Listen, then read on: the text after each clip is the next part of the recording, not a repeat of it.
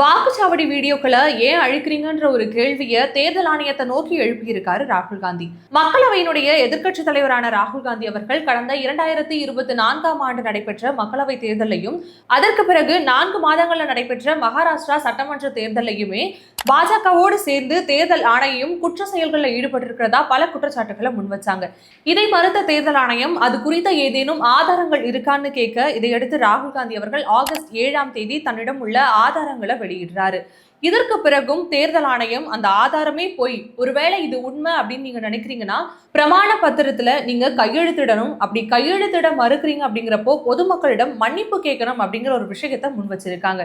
இதை மறுத்த ராகுல் காந்தி அவர்கள், நான் ஏற்கனவே நாடாளுமன்றத்துல சத்திய பிரமாணம் ஏத்துட்டேன், இன்னைக்கு எத்தனை ஆதாரங்களையும் நான் ஒப்படைத்த பிறகு மக்கள் எனக்கு ஆதரவாக எங்களுடைய வாக்குகள் எங்கேன்னு கேள்வி கேட்க தொடங்கிய பிறகு எங்களுடைய சமூக வலைதள பக்கங்களை முடக்கி இருக்கீங்க.